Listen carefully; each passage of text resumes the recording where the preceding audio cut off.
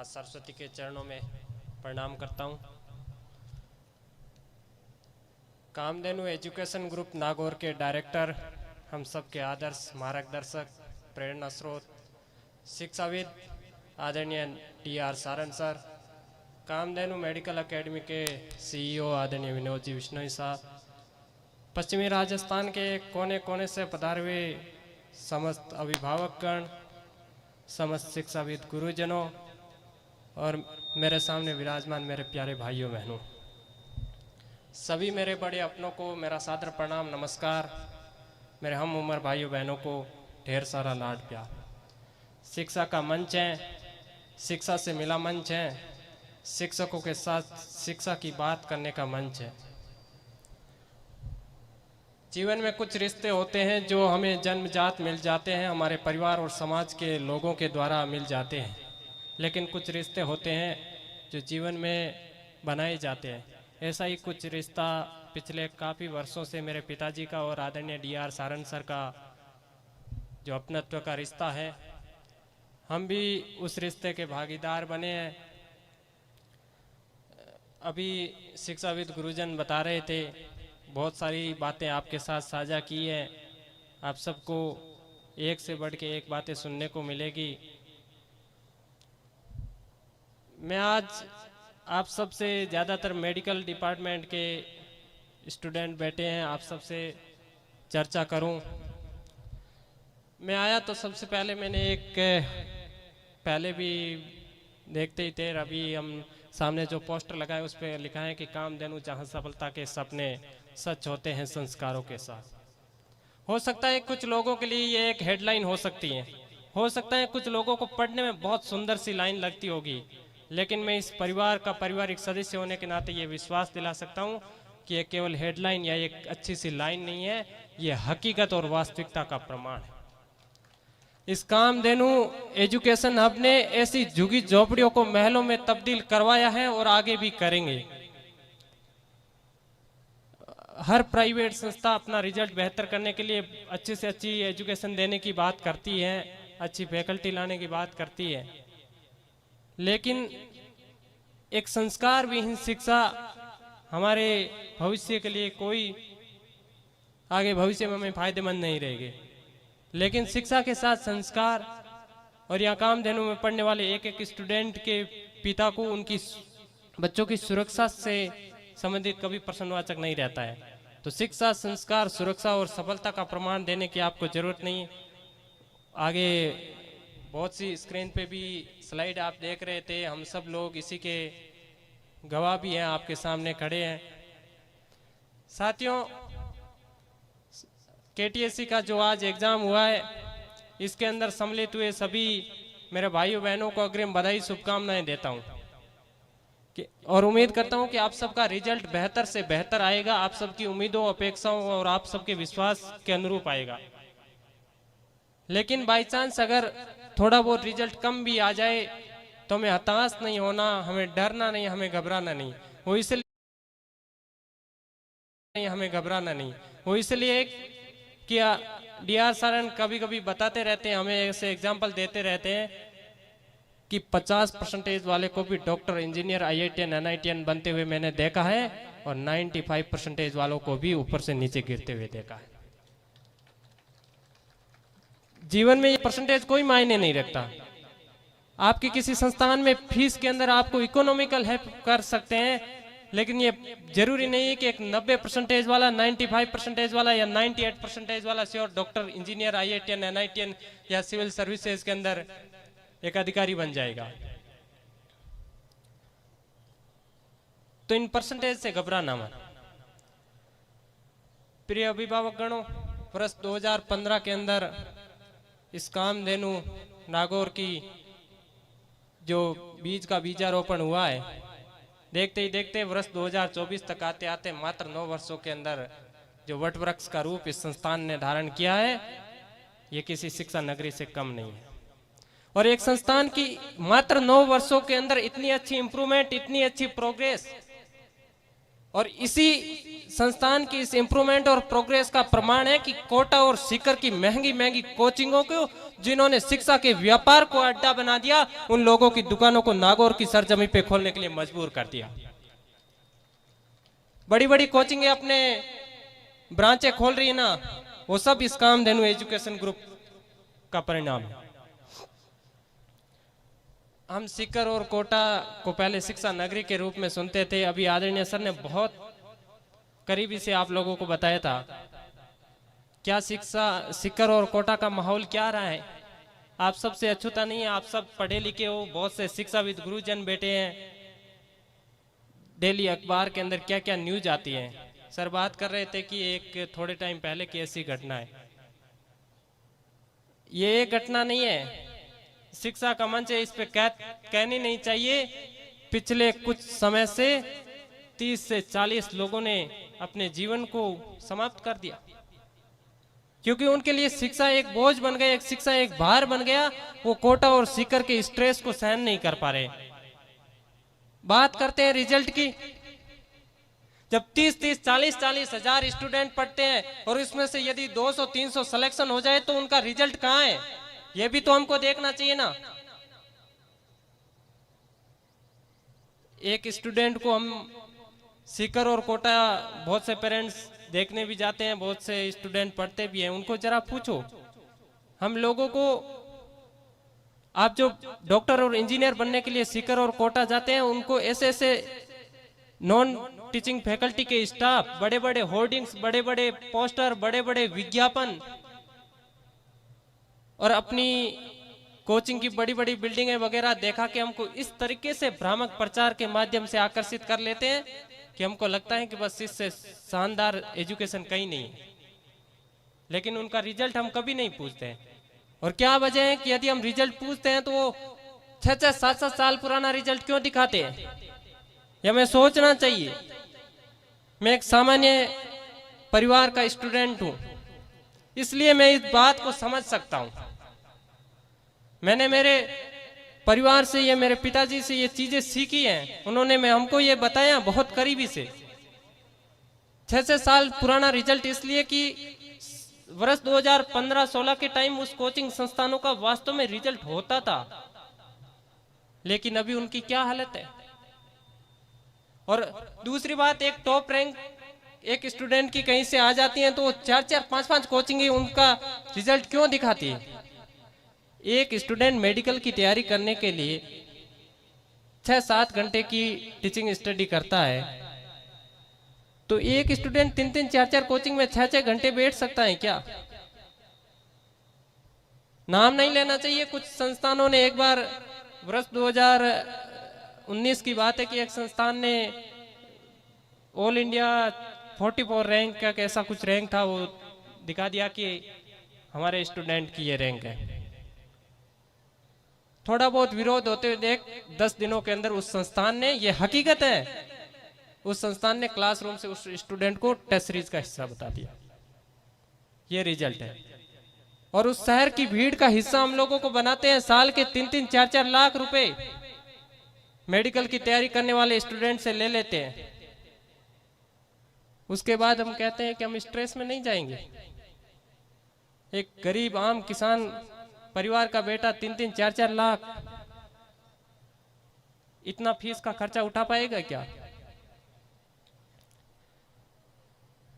ऐसे शिक्षा के जो लोग शिक्षा को अपना बिजनेस मान चुके हैं, ऐसे लोगों से हमें सावधान रहने की जरूरत है। भाइयों बहनों, यहाँ पे बहुत से ऐसे स्टूडेंट बैठे हैं जिनके स्कोर भी हो सकता है अच्छा आएगा, कुछ आर्थिक रूप से कमजोर भी होंगे। तो आप ये मत देखना कि मैं नीट की तैयारी तो नहीं कर सकता।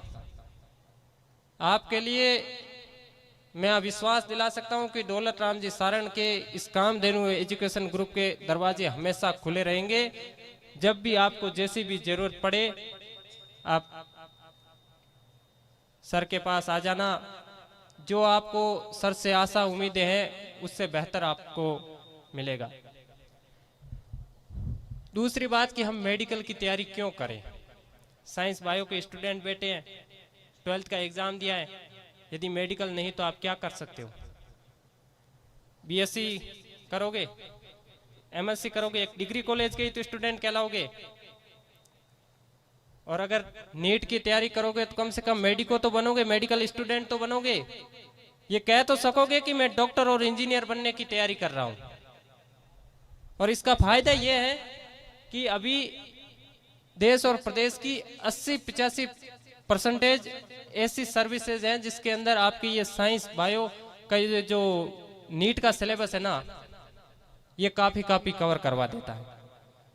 ये इतनी बेहतर एजुकेशन होती है, इतनी आपके अंदर जो स्किल डेवलपमेंट इसी के थ्रू होता है। बीएससी अगर आपको लगता है कि यार मेरा नीट में सिलेक्शन नहीं होगा, बाई चांस आपका सिलेक्शन नहीं हुआ। मैं जब तैयारी कर रहा था तो मुझे पापा एक ही चीज कहते थे कि बेटा तेरे को सिलेक्शन लेना है, तू तेरा 100% प्रयास कर। लेकिन मुझे खुद पे इतना विश्वास था कि यदि मेरा सिलेक्शन नहीं भी हुआ तो मैं अच्छी से अच्छी प्राइवेट संस्था के अंदर डॉक्टर और इंजीनियर बनाने के लिए फिजिक्स का अच्छा टीचर बन सकता हूं, एक शिक्षक बन सकता हूं। ये इतना मेरे को बस विश्वास था। गुरुजनों दौलत राम जी सारण जैसे शिक्षाविद गुरुजनों का आशीर्वाद था, सर का सहयोग था, सेलेक्ट हो गए। आप सबके मन में यदि दृढ़ इच्छा शक्ति होगी, आपको लगेगा कि यार मैं कर सकता हूं, तो आपको जरूर करना है। आजकल नीट एग्जाम के थ्रू सब कुछ मेडिकल डिपार्टमेंट हो गया है। आप नीट के थ्रू एमबीबीएस, बीडीएस, वेटरनरी या दिल्ली यूनिवर्सिटी जैसी तमाम संस्थाओं, बीएससी नर्सिंग जैसी तमाम संस्थाओं के अंदर अपना एडमिशन सिर्फ और सिर्फ नीट के माध्यम से ही ले सकती हो।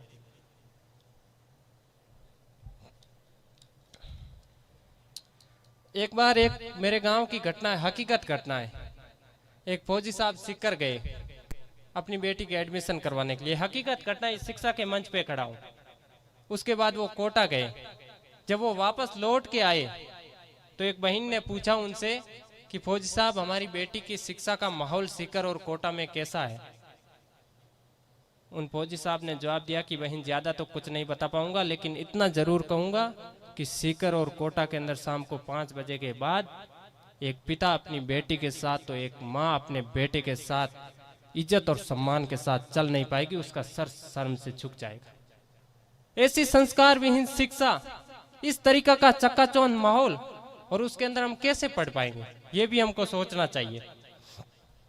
मैं ये तो नहीं कह सकता कि यहाँ पढ़ने वाला हर student doctor, engineer, IITian, NITian बन जाएगा, लेकिन इतना विश्वास दिला सकता हूँ कि जिंदगी में कभी असफल नहीं होगे, जिंदगी को कभी मिस नहीं करोगे। आप वो बन जाओगे जो आपने सोचा ही नहीं होगा, अपने परिवार ने नहीं सोचा होगा।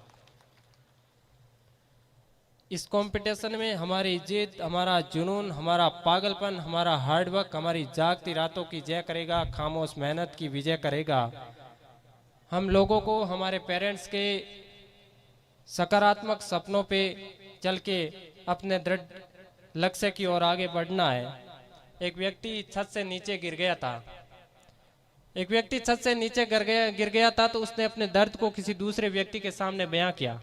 उसने कहा कि मैं छत से नीचे गिर गया, मेरा हाथ टूट सकता था, मेरा पैर टूट सकता था, मेरी हड्डी टूट सकती थी, मेरी पसली टूट सकती थी। एक दूसरा व्यक्ति था, बहुत पॉजिटिव व्यक्ति था। उसने कहा कि अच्छा हुआ तू छत से गिरा। कि सोच, अगर तू छत से गिरा, सोच अगर छत तेरे ऊपर गिर जाती तो। फिर उसने कहा कि तू ही नहीं गिरा, मैं भी गिरा, वह भी गिरा, यह भी गिरा, सब गिरे।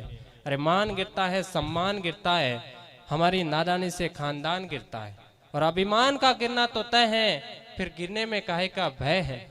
सुबह ओस गिरती, दोपहर में धूप गिरती, शाम को छांव गिरती, जिंदगी के हर क्षेत्र में गिरावट जारी है। अब की बार तेरे उड़ने की बारी है। और वह तो उठ गया जो फिसल के गिरा था, लेकिन जिंदगी में वह कभी नहीं उठ सका जो अपनों की नजरों में गिर गया। सिलेक्शन यदि नहीं हुआ तो कोई दिक्कत नहीं, लेकिन एक हम नीट एस्पिरेंट ही नहीं बने। ये कंपटीशन है, ऑल इंडिया लेवल का कंपटीशन है, 35-40 लाख स्टूडेंट बैठते हैं। लेकिन इस कंपटीशन के सारथी बनने से हमारे बहुत से सपने साकार हो सकते हैं। मेरे साथ कुछ ऐसे स्टूडेंट थे जिनका सिलेक्शन नहीं हुआ, आज वो फर्स्ट ग्रेड टीचर बने, क्योंकि उनके टीचर बनना ही लिखा था, डॉक्टर बनना नहीं लिखा था। और हम इस कंपटीशन के लिए अपना प्रयत्न तो कर सकते हैं ना, अपनी कोशिश तो कर सकते हैं ना। गुनाह ये नहीं है कि हम डॉक्टर नहीं बने, गुनाह ये है कि हम डॉक्टर बनने की तैयारी नहीं करें। भाई पुलिस बनना गलत नहीं है, टीचर बनना गलत नहीं है, अदर डिपार्टमेंट में जाना गलत नहीं है, लेकिन आप एक आईएएस ऑफिसर बन रहे हो तो उसमें क्या गुनाह है?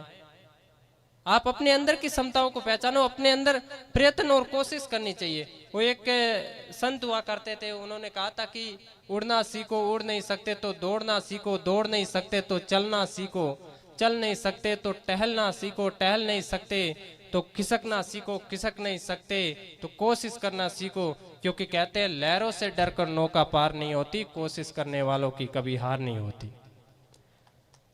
इस कंपटीशन के दौर में कम से कम 10-12 घंटे तो हमें अपने पाकिस्तान को लोहे की टेबलों पे तपा के रखना पड़ेगा। 10-12 घंटे अगर हम ईमानदारी के साथ मेहनत करेंगे, हमारे लिए कोई भी कंपटीशन मुश्किल नहीं है, हम बहुत आराम से निकाल सकते हैं। सर की बहुत अच्छी सी लाइनें हैं कि लोहा जितना तपता है उतनी ही ताकत बढ़ता है, सोने को जितनी आग लगे उतना प्रखर निखरता है, हीरे पर जितनी धार लगे उतना खूब खनकता है, सूरज जैसा बनना है तो सूरज जैसा जलना होगा, नदियों सा आदर पाना है तो पर्वत छोड़ निकलना होगा। हम आदम के बेटे क्यों सोचे राह सरल होगी, कुछ ज्यादा वक्त लगेगा, संघर्ष जरूर सफल होगा, हर एक संकट का हल होगा, आज नहीं तो कल होगा, आज नहीं तो कल होगा। यदि हम पढ़ाई करें, हमको नींद आए और पढ़ाई हमको बोझ लगने लग जाए, तो हमको ये सोचना है, याद करना उस पिता को जो बस में सफर करके कहीं आता होगा, याद करना उस पिता को जो कहीं पे प्राइवेट नौकरी कर रहा होगा, याद करना उस पिता को जो कहीं पे देश की सेवा कर रहा होगा। अरे हम पढ़ाई इसलिए नहीं कर रहे हैं कि हमको डॉक्टर, इंजीनियर, IITN, NITN बनना है, हम पढ़ाई इसलिए कर रहे हैं कि बस में सफर करने वाले पिता को अच्छी सी कार में घुमा सके, एक सामान्य से कपड़े पहनने वाली माँ को अच्छे से कपड़े पहना सके।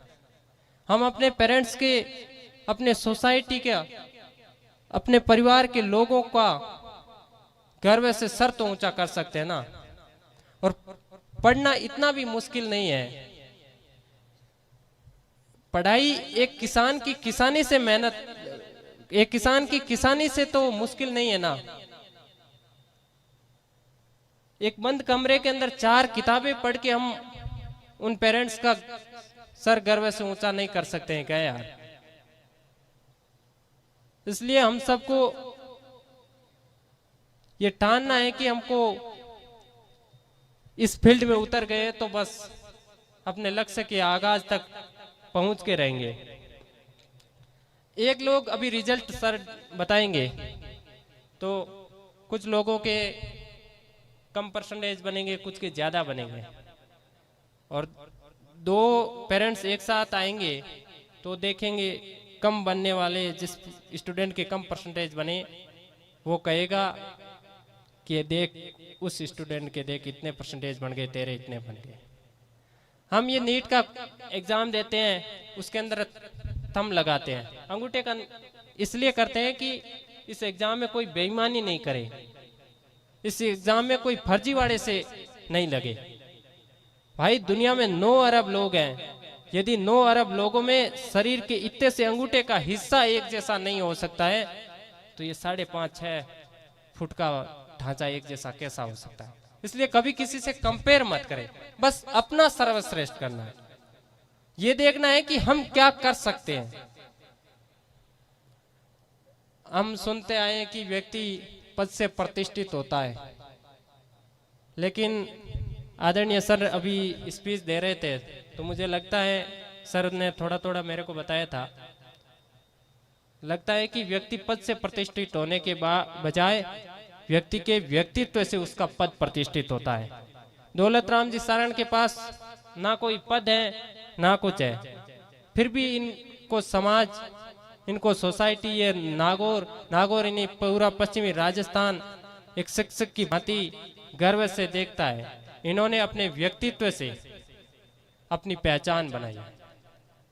तो हम पहले सुनते थे कि व्यक्ति पद से प्रतिष्ठित होता है, लेकिन इस बात को गलत साबित कर दिया सर ने। एक 50% का भाई भी मेहनत करता है, एक 90% का भाई भी मेहनत करता है। एक जंगल के अंदर शेर होता है, वो सुबह उठता है तो वो इसलिए तेज भागता है कि उसको पता है कि मैं जंगल का राजा हूं, फिर भी यदि मैं तेज नहीं भागा तो मेरी भूख से मौत हो जाएगी। एक हिरण सुबह उठता है तो वो जंगल में इसलिए तेज भागता है कि उसको पता है यदि मैं तेज नहीं भागा तो मेरा शेर शिकार कर लेगा। भागना शेर को भी पड़ रहा है जो जंगल का राजा है, भागना हिरण को भी पड़ रहा है, भागना 40% वाले को भी मेहनत करनी पड़ रही है, मेहनत 90% वाले को भी करनी पड़ रही है। एक 90% वाला मेहनत इसलिए कर रहा है कि उसको पता है कि मैं अच्छे से मेहनत नहीं किया तो मेरी अच्छी रैंक नहीं आएगी। तो एक 50% वाला इसलिए अच्छी मेहनत कर रहा है कि उसको पता है अच्छे से मेहनत नहीं करूंगा तो मेरा सिलेक्शन नहीं होगा। मैं मेरी बात को समाप्त करूं उससे पहले एक छोटी सी कहानी बताता हूं। दिवाली का समय था, एक भिखारी एक सेठ के पास गया। उस भिखारी को उम्मीद थी कि मुझे यह सेठ 1 या 2 रुपया दे देगा। उस दिन सेठ है जो खुश था, उस सेठ ने उस भिखारी को 1-2 रुपए के बजाय 100 रुपए दे दिए। अब सोचो कि किसी आदमी को 1-2 रुपए की उम्मीद, उसको 100 गुना धन मिल जाए तो उसको कितनी खुशी होगी। और कहते कि तो उस भिखारी ने खुशी के मारे वो खुद को रोक नहीं पाया और कहा कि सेठ, हर बार तो तेरे घर पे दिवाली आती है, लेकिन इस बार तेरे घर पे दिवाला आएगा।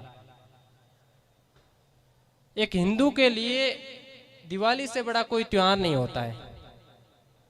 तो उस सेठ समझदार था, उस सेठ ने सोचा कि भाई दिवाली से बड़ा कोई त्योहार नहीं होता है, ये दिवाला बोल रहा है। तो सेठ ने सोचा कि दिवाली से भी कोई बड़ा त्योहार दिवाला इस भिखारी ने सोचा होगा। तो सेठ मुस्कुरा के बोला भिखारी को कि भाई तेरे शब्दों को तो तू ले जा, तेरी भावनाओं को मेरे को दे जा। मैं यही कहना चाह रहा हूं कि मेरे शब्दों को मेरे पास छोड़ देना, मेरी भावनाओं को ले जाना। यही आज के इस सेमिनार का मेरा आना सार्थक हो जाएगा। और एक चीज मैंने मेरे जीवन में ये चीज सीखी है कि हर सफल व्यक्ति कहता है कि मेरा आइडियल वो व्यक्ति है। उसने कुछ ना कुछ किसी ना किसी व्यक्ति को जीवन में अपना आइडियल बनाया है। मैंने मेरे जीवन के अंदर 2 ऐसे व्यक्तित्व थे जिनसे बहुत कुछ सीखा है, जिनको अपना आइडियल मान के चलता हूं। एक व्यक्ति था जिसने मुझे डॉक्टर बनने की प्रेरणा दी। उस व्यक्ति ने कहा कि बस तेरे को डॉक्टर बनना है। मैंने डॉक्टर की नीट की तैयारी करनी शुरू कर दी। एक व्यक्ति थे जिनकी सरलता, सादगी, सहजता से मैं बहुत प्रभावित हुआ। वो आदरणीय DR सारण सर थे। अभी यहाँ पे बैठे थे तो सर खुद गए वहां पानी पीने के लिए। चाहते तो ये अपने किसी कर्मचारी को बोल सकते थे कि मेरे को पानी पीना है, पानी लेके आ जाए, लेकिन सर खुद उठ के वहां पानी पीने के लिए। इससे बड़ी एक सरलता, सादगी, सहजता का कोई उदाहरण नहीं हो सकता। ऐसे कामधेनु एजुकेशन ग्रुप नागौर के संस्थापक आदरणीय DR सारण सर को मैं इतना ही विश्वास दिला सकता हूं कि जो सर आपके और मेरे पिताजी का जो रिश्ता है, अपनत्व का प्रेम है, उसको कभी कम नहीं होने देंगे। अभी इस स्लाइड पे मेरे बड़े भाई साहब रविंद्र थे, वो भी इसी संस्थान के स्टूडेंट रहे, वो भी CRPF में अपनी सेवा दे रहे हैं। मैं अपनी बात को समाप्त करूं 4 लाइन के साथ। और एक चीज, अभी बहुत से स्टूडेंट थे जो SC ST कैटेगरी के थे। मुझे सबसे ज्यादा खुशी तब होती है जब कोई SC ST का भाई आगे बढ़ेगा। वो इसलिए कि अभी भी आजादी के 75 साल बाद भी SC ST के बहुत से भाई आर्थिक परिस्थितियों से, उनके पास अच्छा एजुकेशन का गाइडलाइन, उनके पास अच्छा मार्गदर्शन नहीं होने की वजह से वो लोग पीछे रह जाते हैं। नीट की जनरल ओबीसी की कट ऑफ जाती है 620 के आसपास अभी जो नीट का है, जो एनटीए पेपर बनाता है, एससी एसटी के भाई की कट ऑफ जाती है 560 के आसपास।